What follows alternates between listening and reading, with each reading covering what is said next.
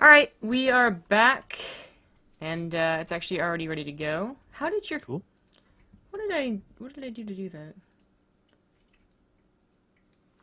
Get away! I don't want to see my options for calling Rifkin.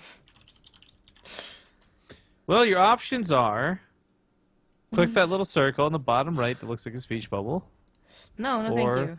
leave it broken. Go. Not with you, though. What are these tag-alongs coming up these lobbies? Alright, so it is going to be Tesla versus Poke Bunny. Apparently, all of the confusion that was happening in the beginning is being handled, I suppose, and not by us, which is great to know. But there might be something with the 2v2s later on, who knows. This is the first 1v1 as intended, and we're going to be going into Dusk Towers, this best of 5. Brand new, 0-0 on the bottom left, as the Purple Terran, he is Poke Bunny.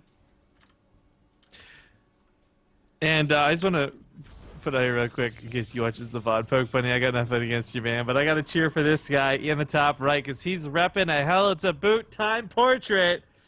It's the red Protoss Tesla. Yep, looking pretty cool. Now, Tesla is for Temple, and Poke Bunny is for Rochester Institute of... Oh, God. Rochester Institute of Technology. Let's call RIT. This is... bejeebus. Just too much to say, man. Wow! Alright, so this is surprising. The last series we had both of them 2-0 in their standing, so they're both pretty good teams. Makes sense they went to the ace match. This time, though, Rochester is 0-2, even with Poke Bunny on their team. And I love Coloring, too, who I do recognize as a pretty decent player. They were both the Archon All-Stars for the season opener, I believe, right? That's right, yeah. And Temple Starcraft is actually only 1-1, but still with a better score, and, you know, with players that I definitely don't recognize as much, so... I don't know, maybe Rochester had tougher matches beforehand, or maybe one of the ace players wasn't around, or maybe the team dynamic actually really works. I mean, that is something that's cool about the best of 5, is that you can, I guess, in an ideal scenario, be so good with the specific best of 5 scenario with your 2v2 teams, with your Archon teams, with your ace match, and you have such good planned builds that you could take a team that has, you know, 1 or 2 better players than you. It just... I feel like if the other team plays their cards right too, and, you know, their ace match actually comes forward and plays the ace, you're gonna have teams like Rochester do well, but they're not so far. We do have a 1-base build, which the probe more than scouted. He saw everything, so it doesn't make it any easier to defend, however. We've seen a lot of Protosses go down to this in Korea, actually.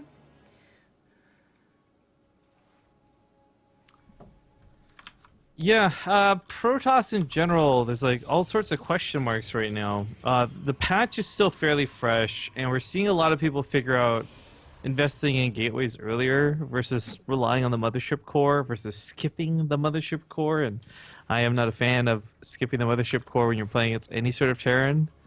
Because it's not about like whether they're known to be aggressive or not. You're taking that risk that they're not going to come at your base fast and hard.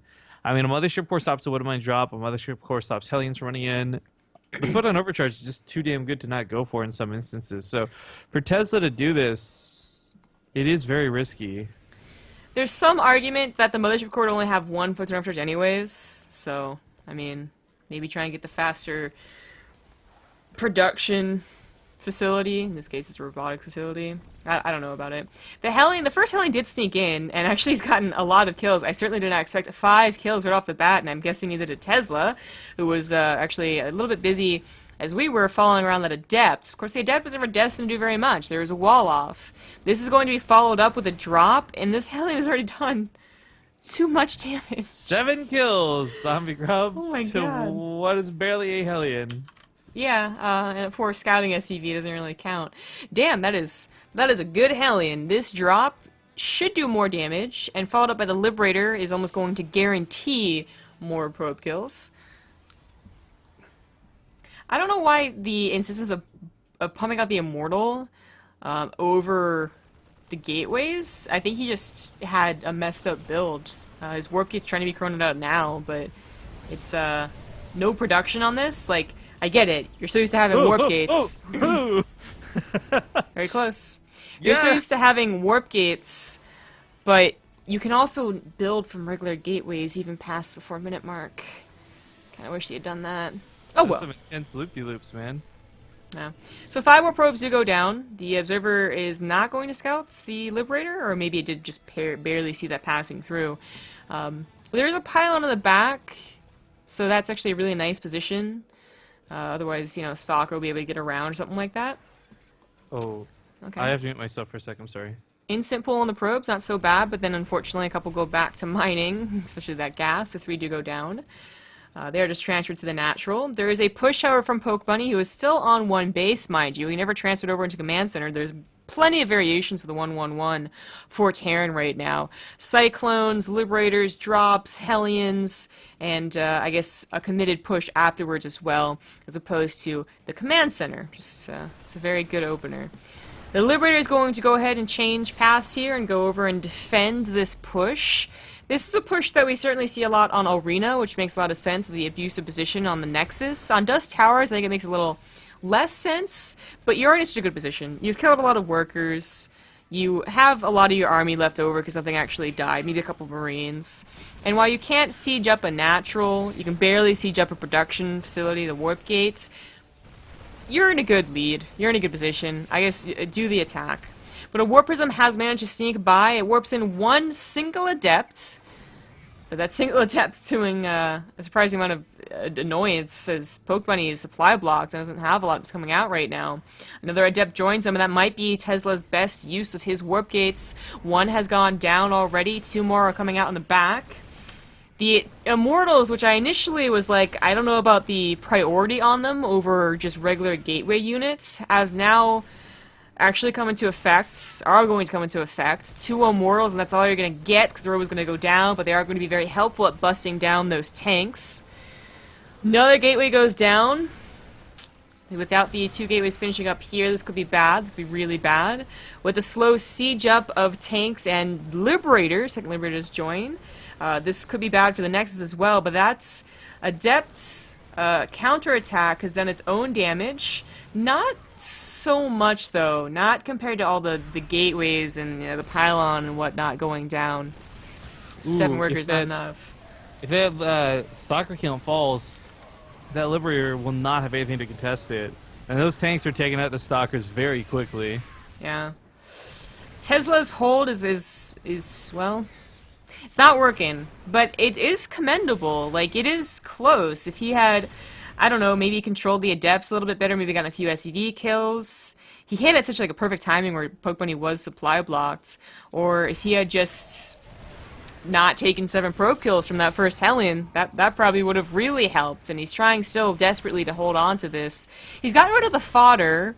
The other Marines is pretty important, but he's lost the Immortals in the process, and the first Immortal coming back out from that new Robo is maybe still not enough. I think it actually will be. I am surprised that this got so messy, like, for both sides, even. Another Warp In is not going to do what it had the potential to do last time, as there are units waiting.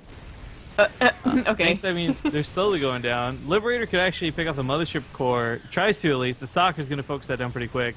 And with the Immortal soaking the hits on the front lines, the Stalkers take out everything with relative ease. So this does kind of just wash out. There's a follow-up attack out of Poke Bunny, but it doesn't have the tech nor the army size to just kind of walk in here. I mean, this is without stim. This is without combat shields. This is a more brute force against Immortals, which their barrier alone, I feel, is going to outclass a lot of these units coming up that ramp. Yeah. I don't think the second attack is going to be worth it. I also am, questioning Poke Bunny's insistence to stay with tanks that were uncovered, and a Liberator that was uncovered. Could have maybe saved 1 or 2 of those units. He did have the one medevac shuffling around. Maybe he was thinking he had more time to get another one across and continue to play, like, shuffle the cups type thing, but... Yeah. The Warp Prism still being alive is obviously a big nuisance, keeping a lot of the reinforcements back home. That's cute, the Warp Prism micro coming out of Tesla. I respect that, but it's not going to be good enough against Marines and tanks. They don't have projectiles to juke. Pokemon was not expecting. I think he saw all those gateways go down, which looked devastating. I mean, he was getting on top of the Nexus too, Well, but didn't fix up everything in the tank. realize that Tesla had a surplus of minerals and was throwing down extra gateways while losing them. So his production really isn't that bad. Natural base, though, going to be in a bit of trouble. Tesla does have the army out here at the front, so for a moment this could be problematic. The Warp Prism's still roaming around with 2 Zealots. Hasn't really done too much to the SCV line, but it's always the potential to. 31 workers for Pokemon killed, damn. Gets a couple of Zealots warped in. We'll be able to save the units and get out of there. That is a very odd drop, but at least it's a drop. The Zealots now starting to get a couple of those nice kills. 6. Pretty good. The command center is done, and Stim is finally almost finished as well. With 2 tech labs, you can get combat shields and slow on the way too. And this is turned into a very interesting game, but one that still goes in favor of Poke Bunny with his economy. Yeah, and plus, I mean, let's not forget, I hate to be that guy, but mules. Right. Always mules. Yeah. I do wonder, though, that dynamic, you get the 3rd CC up, are there going to be enough scans was going to be this Dark Shrine? Does the army move out? Is he caught out of position? Dark Shrines have won games that they should not have. For Is, sure. frankly, the best way to phrase it. Yeah. Now, if Poke Bunny saw the lack of a 3rd, he might be a little suspicious about, okay, how are you getting back into this game? Because with his own 3rd, I think he realizes that he's going to have a lead. Showed the income graphs, and they were, for a time, actually a lot better for Tesla while Poke Bunny was still on 1 base, but now are kind of flip-flopping, and I think once Poke Bunny lands it, he'll certainly take the lead. But with the DTs now coming in, 2 DTs, 2 Zealots, this could get very messy. This could really cut into his SCV count. Doesn't see the DTs, but the army's already here, so yeah, just needed a scan, and luckily he had one on the main. Or not so lucky, it looks like he was actually banking them up. Very nicely done by Poke Bunny. He's going to need another one offensively. Nails it, though. Han's going to go down pretty quick. Just abandon base, yeah, Tesla not even going to try and take this 3rd. I kind of feel like if Poke Bunny just contains, and he's got the capability to do this with the low ground, he could just have that concave set up with the tanks, let Tesla never push out of his main, and just starve to death. Pushing up the ramp, of course, gives his opponent the edge of a concave. That tank range is nice, but it's not going to outclass like 3 or 4 immortals. Gotta get both of them in the action, and maybe they can target down some of the stalkers while the bio targets down the immortals. Those have the adepts first, though, who are trying to shade to get, I think, just a good idea of what the army looks like behind this. Like, is there like another 20 groups of units coming up behind those tanks? This is not a terrible fight for Tesla, to be honest. No, Poke Bunny giving his opponent the concave was just really don't like it, to be honest. If this was more of a zealot-heavy army, then trying to force a fight in that choke is not a bad idea. But it's immortals, it's adepts, it's stalkers, it's everything that has range, and everything that Bunny should be, or excuse me, Poke Bunny should be afraid of. Yeah. Now that was... Bunny doesn't afraid of anything. Yeah, right? That was like only half of his army, so the army supplies definitely told a different tale than what that engagement was, and Tesla is going to have a much harder time against what is now the grouped up army with combat shields too. That was something else that was missing. He has Resident Glaives, he has +1, that's not so bad, but it's also just the numbers game a little bit here. Tank's going to do a good job against the Stalkers, and it looks like that might just be too much of Poke Bunny's army. Yep. It was a very nice game, but one where Poke Bunny was taking the advantage and just actually leading with it. Tesla had some really good ideas, though, and just unfortunately wasn't able to quite follow through, mostly on that harassment. If that War Prism had actually done what it does in some games, you know, just get out of control, 20 SCVs killed, while Poke Bunny's still on 2 bases, that could easily have turned into his game. Yeah. Well, Poke Bunny was coming to this, I think, a little bit favored, despite my cheering for Tesla, so GG. Mm-hmm. The next map is Arena, as I recall. It's going to be I Love Coloring versus Rays.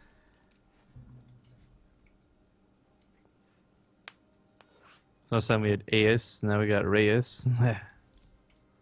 Do we? It's just Rays. No, I was trying to make it funny. Well, it didn't work. It could have been funnier. Could have been a chuckle.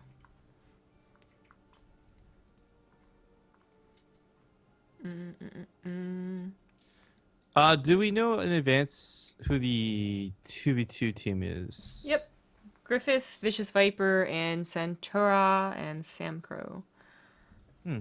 Oh, Raze is on Team Ascension. Okay, I can get behind this. And he is Grandmaster. Very Alright. nice. It should Takes be a his good StarCraft seriously. TDZ. His I Love Coloring is not so bad either.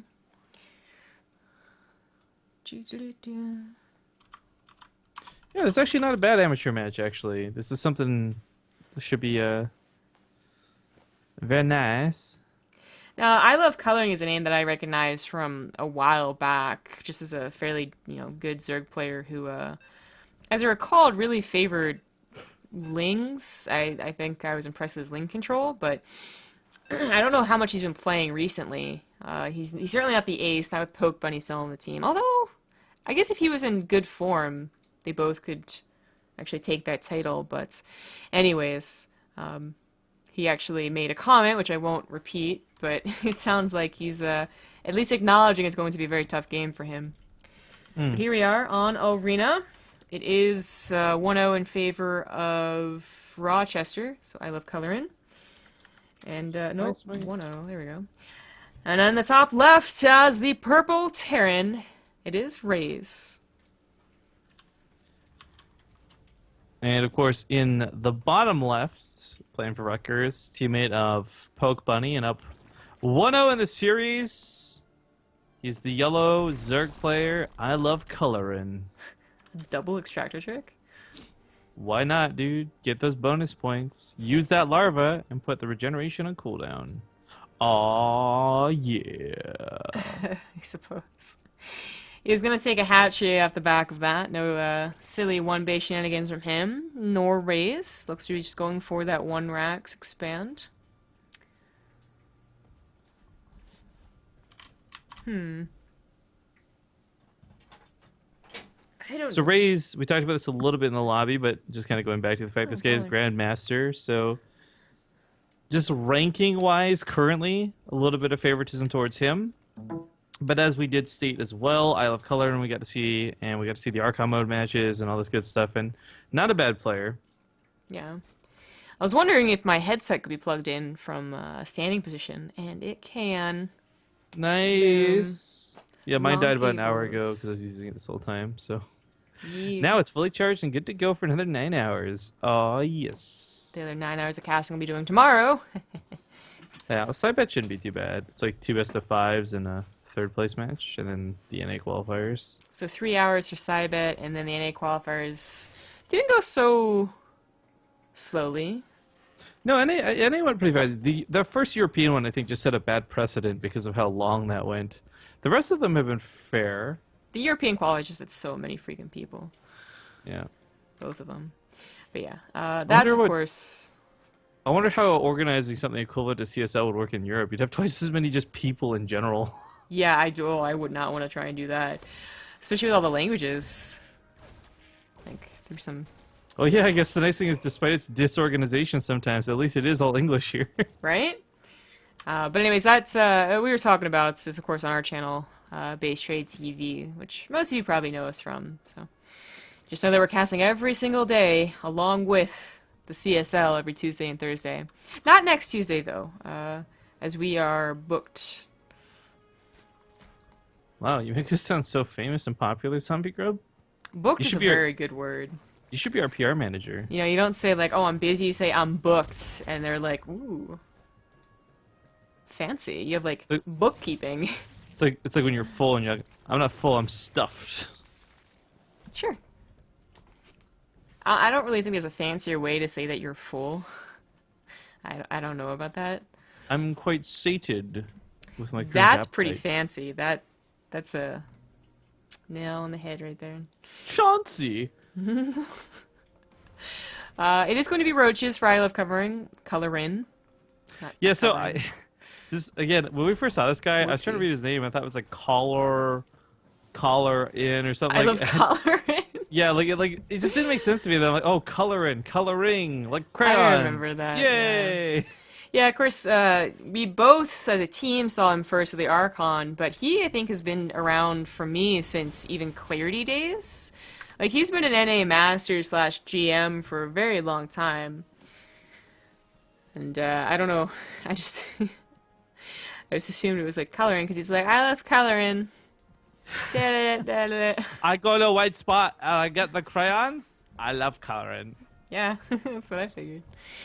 The roaches are not only going to be nice just in general, because it's arena, I don't really go for mutilating bling, and in general, mutilating bling can be very difficult to play with. It's also going to be nice for the Liberator follow-up. Would have been nicer, though, is if the roaches were here and prepared for this, and not attacking your own lair.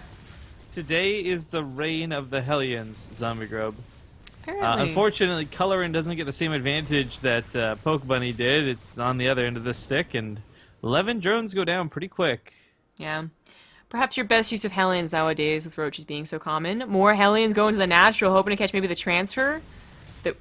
There was a transfer, but yeah, they've been a little bit off, maybe.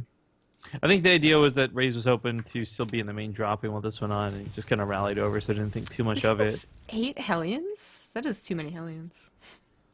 It's only too many Hellions if he doesn't get their value, though, because all these roaches are chasing the other ones in the middle of the map. A Liberator comes in, and if these 4 Hellions in the main front out the rest of the drones, then it's worth. If coloring goes below 20 workers, he's in some serious trouble. Oof. There is, like, no mining whatsoever for this guy. He just pulls off entirely from the natural. His main's getting roasted. The medevac finally goes down, but the Hellions are still alive. And this is game. Yeah, hitting 19 is not a manageable number to work with. I mean, you could argue that this game will go on for a few minutes more, and maybe Coloring even tries to bring this back. But at this state of the game, Raze is now going to be ahead forever in this series. Like, unless he makes some colossal mess up, some crazy mistake like walking units through corrosive biles, he should have a really nice lead. Now, the army supply doesn't reflect that yet. 20 to 26, that's not that scary. But again, it's the idea that you're throwing down the extra racks. Your tech's on the way, combat shields, engineer base double are coming down here in just a second. That Liberator sets up to snipe off some of these roaches. Well, Zombie provides the best camera work of all time. Sorry. My job ain't so easy, is it? Now I'm distracted by cats everywhere.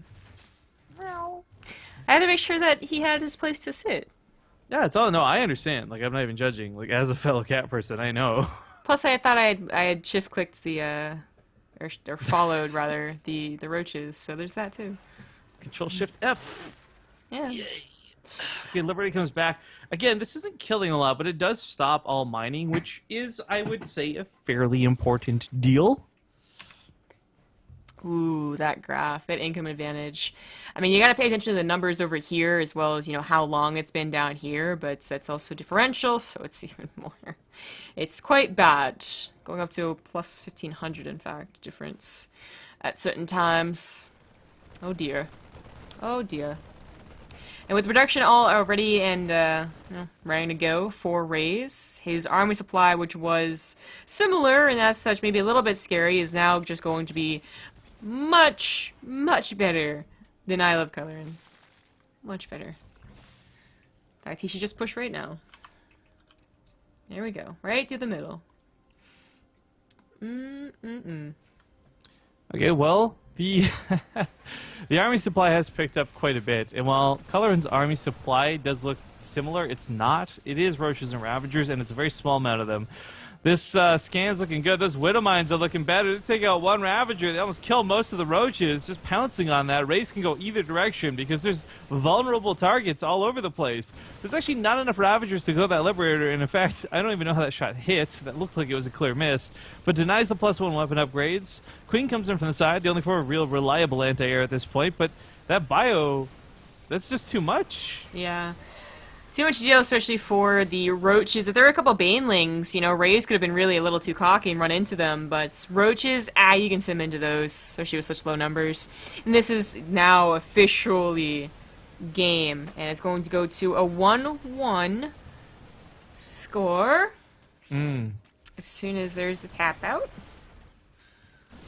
As soon as that happens. I mean, that should happen when he lost all the drones, but I understand wanting to fight and scrap this to the last. He can, of course, eventually hold potentially, but he loses everything in the process, and not even that's going to happen. So GG, well played. ties up the series 1-1 as we go into the 2v2 next. That's right. Check your game hearts. Going on a seething jungle. So, to explain what Zombie gets all this set up, again, some of you may not be familiar. I mean, I'm assuming the handful of you that are tuning in do already know, but it is a best of 5 that has a bit of an inside best of series into it. Like each of these best of ones attributes to score. That's cool, but it's different format. So, best of 1, best of 1, best of 2, Archon mode, and the best of 1 ace match if it comes down to it. What is good to see though is both teams actually have, I would say, formidable players. So that ace match, which is kept secret and last picked at the last moment, that could actually be quite good if we go to it. Well, I think we're missing one player. Sintarwa. Wait a minute. Or was it Samker that was missing?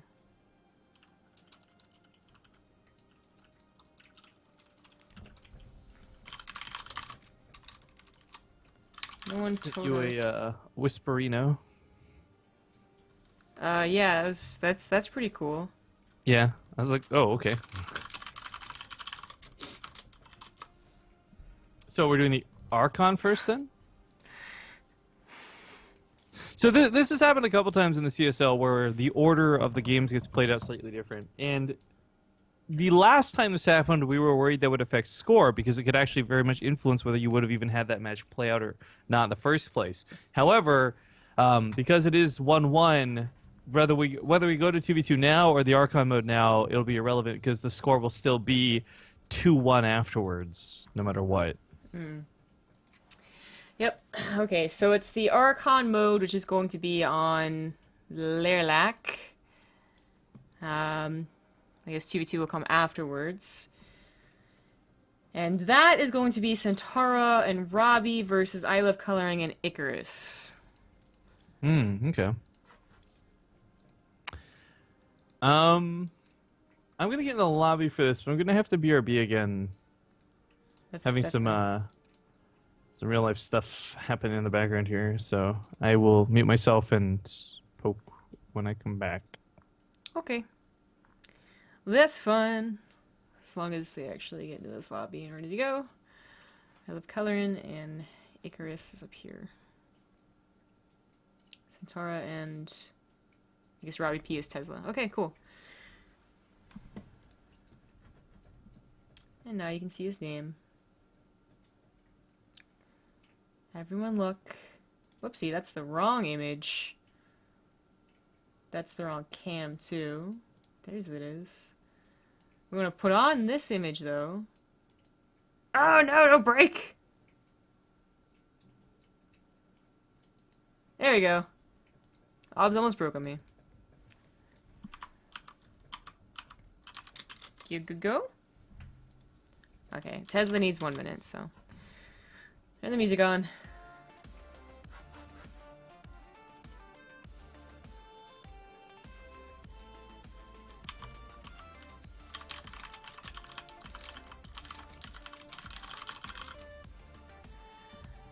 I Love Coloring does have the lobby bug. Oh no, no.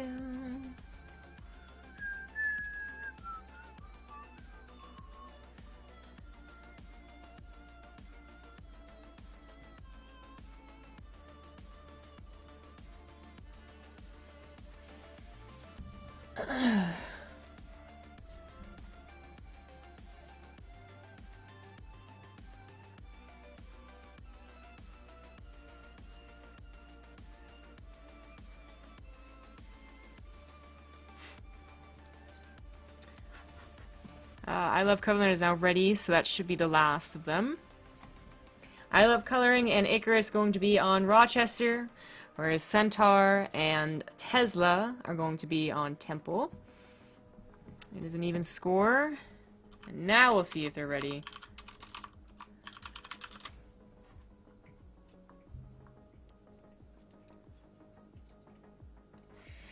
Okay. Got confirmation from both teams. Here we go now. And, uh-oh. Okay, I did change the game heart overlay. Haha, nailed it. So good at this. So it's currently tied up 1-1. We're doing this out of order, as said before, but that's okay, especially if they both agree on it, which of course they have. Not sure why we're doing this first. I just gotta imagine someone is late to the party, is not ready. So there also might have been something with the roster. I only saw bits and pieces of the information, unfortunately, which is also why we didn't know this was happening first. But we'll figure that out afterwards, I suppose. The admin updates us, or updates you in chats. If you're in chat, I believe Cheesehead Logic occasionally goes by and lets everyone know what's up. So, hi, chats. We are into game number 3, even though this was really be game number 4. It is tied up, and in the top right, as the green Protoss, it is Centaur and Tesla. In the top left, as the yellow Zerg, it's I Love Colorin and Icarus. So, I Love Colorin just did get, kind of squashed, unfortunately. Just did not expect Hellion drops. Now, this is going to be a worry versus Protoss, but it's just not a very good mind to be going into. If this were another 1v1, it being Archon mode and all, and I'm not sure who is who. Unfortunately, the technology is not there yet, and it's not super important, so I'm not going to demand them tell us who is who. But whether or not he's micro, macro, spotter, whatever you do in your Archon mode, the point is he has a friend, a buddy. It's for him to be like, well, that game didn't even count. This is entirely different. Matchup's different. Style's different. Map is different. Obviously, Lilac Crest actually a bit favorable for our Zerg players here. And he shouldn't be affected by that last game much at all. Now, speaking a little bit more on the map, this is preset, you know, so this best of 5 has all of the maps chosen already, so you can kind of play to that. There's also the first 4 matches, so both 1v1s, the Archon and 2v2 also have their players preset, so you can check the roster and be like, oh, that's what they have, here's what I'm going to have, we're good to go. Not that you can counter, but you can have your opponent or your player prepare, you know, you get told it's Terran, it's a lot different than just going in at the last second being told it's a Terran. You can actually practice to, you know, ZVT for a week or something like that. But the ace match is not. Ace match is just going to go ahead and be the choice of the manager, or whatever you want to call it. The coordinator, I guess is what they're called. But it is PvZ, and unfortunately, I think that for the Protoss players here, that's Temple Starcraft, they should have expected a Zerg to be chosen on this map. And we're probably not too surprised to see when the rosters were released that it was a Zerg. And they're gonna have to, you know, be a little cautious. I'm not saying that Zerg always all-ins on this map. In fact, they might not even be aggressive at all. But it is a map that certainly plays to it, and I would actually judge a Zerg player if they didn't do something. Anything. You know, don't Ling all in, I guess, but go ahead and experiment with some of these new builds that are coming out, these new styles, you know, the +1 melee, the drops, the later drops, with roaches even, that we saw earlier today from Rogue, I believe it was. Would be really cool to see. Now, Lilac Crest, I guess I shouldn't be too hard on it, and the PvZ matchup has been changed for the last couple of days, where it's a little bit easier for the Protoss player to get at third base, but the frustrations I'm talking about have entirely to do with the natural having still a lot of cover, you know? Technically, Protoss could have walled off with the new rocks being like they were, but so many of them had gotten used to just diagonal wall-offs. I'm not sure if I heard Skype go off. Am I crazy? I think I'm a little crazy. It's not supposed to be off. Ah, I did. Damn it. Do not disturb. Do not disturb. Do not disturb. Fucking. I mean, the freaking PG-13. Mobile phone, if you actually Skype on it, changes it off of busy on the computer. Does that make sense? The Adept gets in here, gets a good scout. The Spore Crawlers coming down, I think, are just because, you know, that's just the nice, safe reaction if you don't get a scout in the Protoss, you don't know what they're doing, and the Ovid's only just getting in here now, and even then it's not going to get the full scout. There could have been a Stargate over here, you don't know. It is going to get the Scout of the Dark Shrine, however, which is definitely the most important scouts. If you can't see the entire base, at least see the most important buildings in it before you die. And that is going to also be covered by the Spore Crawler. So regardless if they had seen it, this just changes the fact that they'll have units in position, or any units at all, actually. A Dark Shrine can be so fast that, a Zerg player not knowing that it's coming could maybe get the Spore Crawlers, sure. And they'll have a Queen. But 3DTs, if you're still droning, if you ever got a Roach Warren, you only have like 6 lings. 3DTs will still kill a Queen in 6 lings, and maybe even a hatchery, because you just being a little too greedy. So the Dark Shrine is going to finish, which I guess is also important to note, and important for Zerg players to scout too, to be honest, is that could have been cancelled long time ago now, over a year ago. Damn, it was reduced in cost, and that ushered in a great DT era on the ladder. Oh, it's so terrible, guys. But it was reduced for actually the late game purpose, I believe was their idea. Of course, it made it so that early/mid game Dark Shrines would also be more viable, and there would be less incentive to cancel it if it was scouted. The DTs do have Spore Crawlers to detect them. The Roaches aren't quite in position. This one went to the other base for whatever reason. I guess they were expecting the base to be over there. 5 kills for 1 DT is not really that bad, especially as the third base is already down and set, and this is just, minor harassment. The fact that Dark Shrine is up at all and a Warp Prism is almost, guaranteed in this matchup now is a lot to worry about as the opponent. Everyone has trouble versus DTs. Zerg, Terran, Protoss. Those of you who know me best will, know who I think has the worst of it, but that's extreme bias. Robotics Bay actually on the way here. Could be for Disruptors. Colossus might be coming back in PvT, but they have not really made a comeback in PvZ, so I do not think it's going to be Colossus. We'll see, however. Fake Phoenix is going to get the scout here. Roach Ravager attack could be very deadly even still, but so can a lot of things from Zerg right now if unscouted. So Roach Ravager, Hydralisk, really quick lurkers. We saw again bringing up Rogue in the earlier qualifiers on Base Trade TV. A lot of lurkers. He went to like 18 lurkers or some shit. Like, it was like insane. And I don't think any Protoss are expecting that big of a lurker number. There's also the Spire, and there's the option of just throwing down everything at once, which we've been seeing a lot of too, with the likes of Nurchio and Bly. If it's going to be a passive game, and so far it's been a very passive game, you can throw down everything. Get to your drone super quickly. Get to your fourth base pretty quick.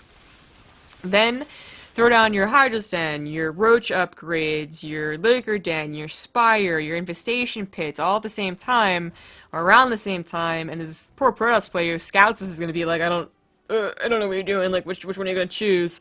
It's a very tough decision for them. But I don't think either team, I should say, is Archon mode, expected Lerlat Crest in horizontal position to be so passive. So they are still pretty stuck in that mid-game composition of, just Roach Ravager, whereas I think Protoss actually did a much better job of teching up here. Now, their teching up might be their fault, because they don't have that big of an army in general, but oh my god. Oh, Jesus. Well, if something like that happens, it doesn't matter about tech, does it? Jesus. Great. Gets the Overseer on the way out, too. Oh, god. That was a good Disruptor hit.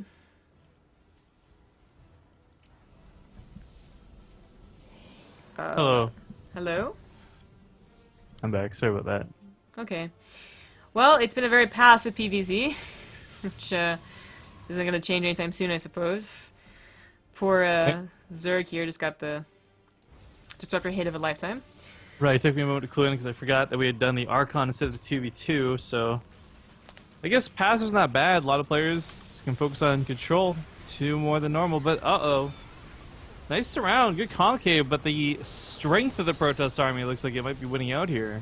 Yeah, it's a very powerful, it's a much better army in general than I Love Color and Icarus's. They stuck on Roach Ravager for far too long for such a passive game, and they are definitely paying for it. Their numbers were not big enough to overwhelm such a good army, and they just might die here with the counterattack.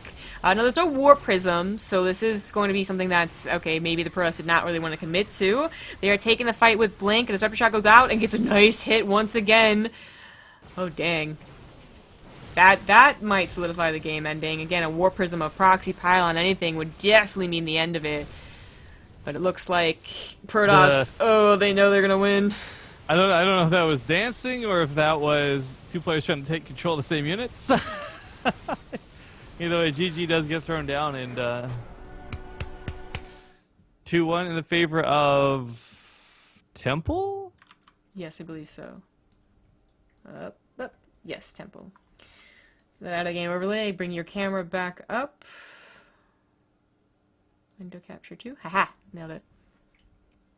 I'm back. Hi, fam. So now we go, what is it, like, backwards into the 2v2. This could actually be a match decider if, is it Ryerson, right? Rochester. Ryerson's last. Rochester, damn it. If Close. Rochester loses this, it's all over. Correct. They are definitely in the hot seat right now. Now they have Poke Bunny to fall back on for the ace should they get there. But they got to get there first, and a 2v2 is a whole different can of worms. Yeah, they have Griffith and Vicious Viper for Rochester. That's a Zergan and Protoss, whereas Temple has Centaur, who was one of the Archons in this just now, and Samcro, who is random.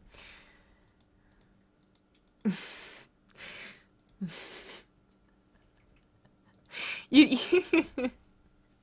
think I just asked them to clean their room or something? Right? I don't wanna! Mom! Okay. Anyways, 2v2 map's gonna be Seething Jungle again. Vicious Viper. Do it later. There is no later. You gotta get it done now. Fine is like the worst word ever created for the English language. Like, you never say I'm fine and like everyone just like, I take that at face value. Good. It's always like, oh, so not so good, or oh, I see, a little lip, isn't it?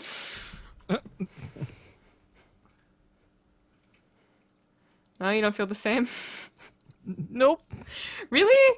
If you say like, you know, how you doing, and someone's just like, fine, you're not like, you're just like, oh, well, I guess I don't want to talk about it. For me, I deal with that every day talking with you. No, I say I'm okay. Never mind, it's a joke. Well, I just, you know, I'm throwing it out there. That's why I say I'm okay, because I'm okay is a lot more chill than I'm fine. And if you ever say fine instead of yes, especially to your parents, Fine. yeah, it's never gonna go well. Well, I mean, there are some instances though where it's like, you see that girl over there? She is fine. Oh, that's a good point. But you can't How'd you be do, like, girl, because you fine. your mom can't be like, clean your room. You're gonna be like, fine. Charge me $900 because I am fine. So as an answer, it's oh god. You can't play ace. You're already down. That can't possibly work. No. That I don't even feel like this is an abuse of rules. I actually legitimately think this is just ignorance. Yeah. I mean, so here's the thing, right, guys? For the CSL, this isn't even about being like super strict with the rules, but it is real money on the line through college tuitions, and really you can't afford to dick around, and the organizers aren't going to want you to be dicking around on their dime, so to speak.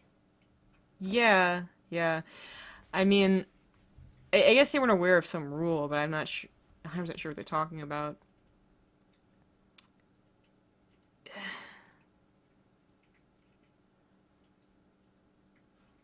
Oh god. So it seems like they are going to allow the ace match being played first. Yeah, I don't know. Of course they're going to default to the admin, but I don't agree if we go to the ace match, and not because I'm trying to dick anyone over, but it just doesn't make sense in terms of how a tournament functions. I don't. I've tried to get involved in these type of things in the past, and I usually just get like a "we'll handle it" response. But So that if they can play a 2v2, what's the problem? Yeah, I thought this was an issue where they couldn't. I don't understand. I'm just not contributing to this because I feel like I'm gonna shoot myself if I do. Okay, well, at least we have half the teams and half the players in here. So, Centaur and Sam Crow.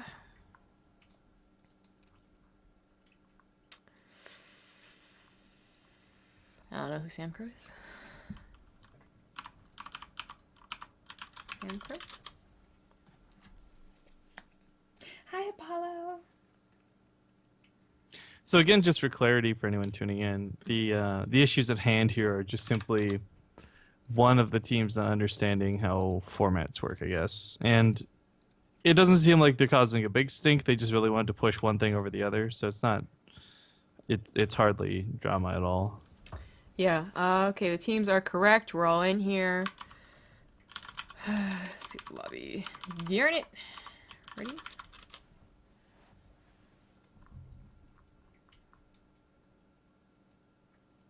What?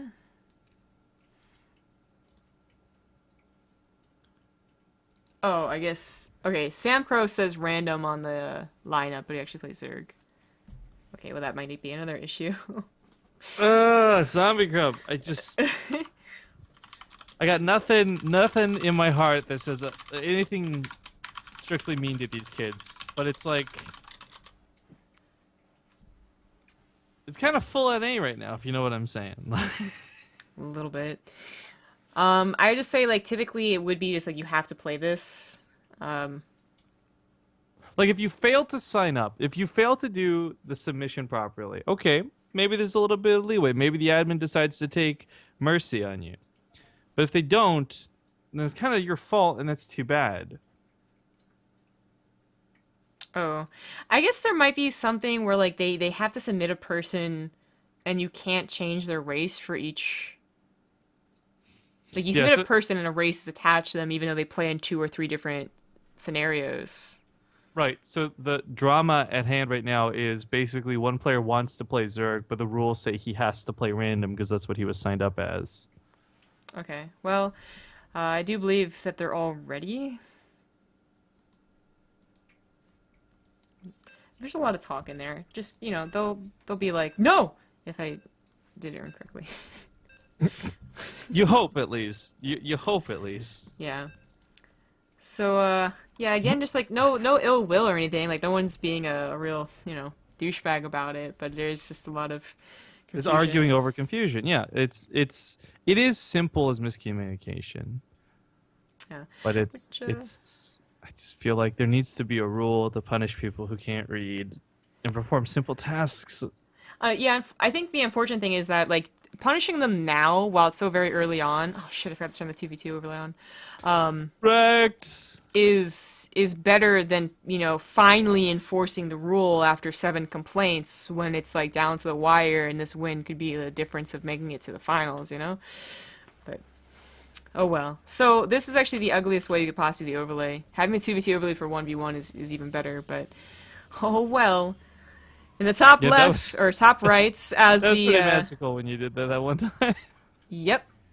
In the top right, as the orange Protoss, he's Vicious Viper with his teammates as the purple Zerg, Griffith for RIT.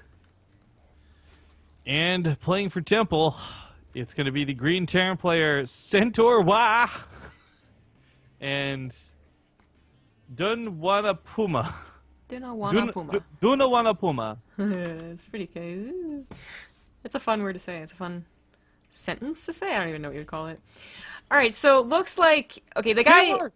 Oh, fucking teamwork! Right, so teamwork first of all. But the random player, Dunawana Puma, he is random like 1v1, and that was their intention when putting him up there. So he knows how to play every single race, but to go ahead and just coordinate real quick, like after signing out they're both Terran, is pretty nice. It's pretty good. Do you want to build a snowman? No, I want to build a Puma. Dunawana Puma. This is like, you know, there's Elsa, obviously, or the girl singing, "Do you want to build a snowman?" And Elsa responds because she's just got her teeth pulled or something, so she's on those drugs like you always see on the YouTube videos. He's like, don't want to puma. Come on, play. So, I must have been so tripped out with my wisdom teeth because I don't remember actually getting them pulled. But my mom swears she paid for it. I can barely afford to get my wisdom teeth out with local anesthetic. I would really love to save up and get drugs. I am so afraid of that pain. Yeah, I once got local anesthetic for like my ingrown toenail when they had to cut it, and it wore off about Very 20 quickly. seconds afterwards. Yes, So I had the same thing. yeah. The worst part is you go in to get it looked at, and they're just kind of like, "So we're gonna basically cut into you." I'm like, "Okay, when? Oh, right now." What? Yeah, yeah, I imagine that being really scary. I don't blame you. But anyways, about our dental history. Reapers, just a lot of Reapers. They, of course, green went for triple racks, and red only contributed one, but at least it's something. Or two, actually. Christmas colors. They gonna get this? Protoss has nothing? Protoss expanded? Zerg doesn't have that many lings? Huh, this could already snowball. Now, Rochester, who is the team of Griffith and Vicious Viper, the one that is taking a lot of damage right now, they are down by 1. They have to win this 2v2 to even get to the ace, which they wanted to play. And we know Terran OP, so they might as well just pack it home. Right? I mean, they're probably thinking that right now, but honestly, this is more on the fault of the Protoss player. The Zerg players always expect to go for the early pool, and unfortunately, that does stick them with speedlings. It's really hard to transition out into roaches. Look what's up next, though. Liberator. Forget the fact that there's still 3 Reapers coming out of one of the Terrans to continue abusing this. Oh, and they mess up those grenades hard. Oh, jeez. Those ones are starting to look a little bit better. Some hopscotch going on with the lings behind the mineral line, but those Liberators, with that second hatchery going down, there's one queen to shoot up between the 2 races. Yeah, there's and no stalkers. There's nothing. Protoss still going for those adepts. Now they can warp in the stalker, obviously, but double pump to Liberators, especially what if they hid them? That'd be pretty cool too. Still pumping out those Reapers. What a build. What a plan. What a game. What a game. What a. What a fungal. But again, back to the Protoss, it might have been their fault not to have anything to help out their Zerg brethren here, but because they were, I guess you could say, a little bit selfish, they do have a Nexus up and running now, and once again, we have a Protoss in position of skyrocketing forward in the mid-game if they take no damage, but those Liberators are going to try and mix that up here. Oh, did CSL just get hosted or something? Potentially. Cool. Shout out to whoever did it. Sorry, I don't have control, so I can't see. Liberators do set up. They're going to fly away. Put on overcharge. Pop twice. Ooh, that's kind of costly, actually, especially when there's still so many Reapers floating around. Yeah. I don't think anyone expected the Reapers. I didn't. I just mentioned it. So the hatchery is once again going to go down. Rip. Rip drone. The Liberator now goes to the Zerg side, but looks like they communicated, and there are Spore Crawlers. That one doesn't reach. If that one doesn't reach, I don't think the other one would. That would have That would have been the ultimate sweet spot, but they could have maneuvered around. You could see there's that spot that would reach. Now, as far as this goes, actually, we got to take a look back at the Terran base and see what truly is happening behind this. I'm seeing a lot of add-ons coming up for green, but what is red doing behind this? any tanks and, what you doing? Nothing. Making tanks. Zerg, by the way, so crippled by this, down to 21 workers, doesn't have a natural base still. Ooh, probes going down pretty quickly to these Reapers as well. I mean, Whoa. Temple's kind of winning this game just based on harass more than anything Yeah. else right now. The Reapers being real heroes here. I didn't realize that Centaur is the one to get the faster command center and already somewhat saturated, so his income was a lot higher than the Protoss, who had his Nexus up and running while the Reapers were still pumping out off of one base. This War Prism just flies into the base and is going to be tracked down by the Liberators now, so that is a almost Asterisk. complete waste. Yeah, There we go. Asterisk on both sides. There. Liberators, where are you going? Okay. Marines? See you later. No, guys, you're nailing this game. Don't lose it like this. There's a small engagement in the middle of the map that's definitely distracted Red, at least. I understand why the Liberators were gone, but those Marines letting this go down is actually more than a tiny mistake. Yeah, I don't know what to say about that. Sorry, Uh-oh, guys. uh-oh. Everything's falling apart for the Terran. Oh, Jesus. This Ling All run right, by is pretty damn good. Okay, they got this police. doesn't. This definitely doesn't kill them outright, but this definitely did more damage than it should have. Neither of those attacks should have done much of anything. Yeah. Doing a lot with whatever is left over is, I guess, Purple's philosophy right now. Trying to get to a Spire is not a bad idea, But especially if the Protoss is funding them it's any money. right. It has to be if the Protoss is funding the money because it's all on one base. You're gonna make like 5 mutas. The And that's Terrans it. are still going so strong. The Ling run by had to have killed the entire SCV line to start eating things up with the green Terran, much less the red Terran, who's actually on higher SCVs now, and still on those 2 bases. Sim is finished up for both Terrans. Combat shield's on the way, +1's a little ahead for green here, even though red has had the engineering bay. War Prism right in the range of that turret. Didn't even realize that, accidentally. It's been a lot of range flub ups this game so far. I gotta say. Right? And it looks like despite what was hopefully going to be a snowball of Warp Prism and Ling harassments, they are not going to win this game. That is a very large Terran force. I love the Christmas colors. It looked hopeful for a moment though. It really did. It looks so pretty. Yeah, but it's not going to be, it's not going to be our Zerg and Protoss' game here. The mutas could help snipe the tanks, but they're not even that high of a number, so they'd have to come back for round 1 and 2s, which is not ideal. You don't want to be able to one-shot these things. Once again, this hatchery will go down. Thank God he's taking another one. And these mutas would probably be better off going ahead and trying to get some harassment done. Wee woo wee woo wee woo wee woo. That was an amazing scanner sweep, by the way. Like if I didn't have my game sense on right now, I would know exactly what you had just done. Thanks. Wee woo wee woo wee woo. Mothership are gonna go down. This tank job looks a little weird. It's gonna go down too. What's up? So the medevacs are cleaned up. The mutas are actually going to be useful. It looks like they found the 3rd base, and it's no extra bases for Zerg this game. None. No, you're not allowed to expand. Shut down. Yeah. Oh, it was Nathanius. Oh. Good old Nathanius, who's been casting the Tespa college stuff. So thank you, Nathanius, for that host, man. Yeah, that was really cool. You guys are seeing the death of a team right now. Potentially. Probably. Most likely. Quick check on the numbers, I guess, again. It looks like Protoss has finally evened up the income with the Terrans, but of course Zerg is just, don't even look at them. But unfortunately, everything else still looks really a lot better.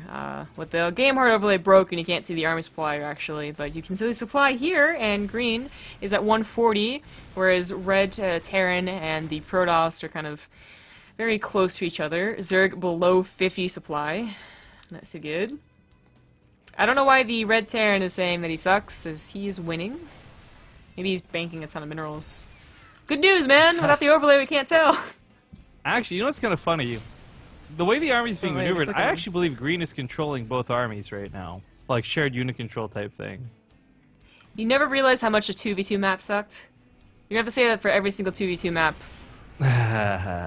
okay? Just throw it out there. Just No, get but- used to it.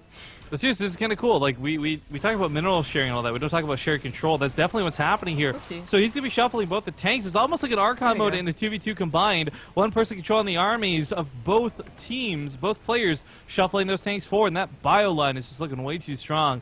Marines at the back is left behind to stop the mutas. They're not going to get on top of these tanks anytime soon. And that top side killed everything, Zombie Grub. Reinforcements stim on in. And it looks like we are not going to get a chance to see that ace match that Ryerson wanted so badly. No, you're not. I just clicked on him. He's floating nothing. He's lying. He's done one a poor is a done one a liar. Yeah, unless he, like, his gas is floating, like, a ton, but... He might just be BM too. I don't know. Right? Oh, we never know. But, yeah. GG Temple gonna lock this down 3-1. GG. Not what I expected. But congratulations. No, not with Poke Bunny already, being on that No, team and all. Well, that and the way he started the night, like it was a nice 1-0 and it was pretty smooth 1-0, and then that comeback, very real for Temple. Yep. But that does send them down to 0-3. Rochester, that is, 0-3.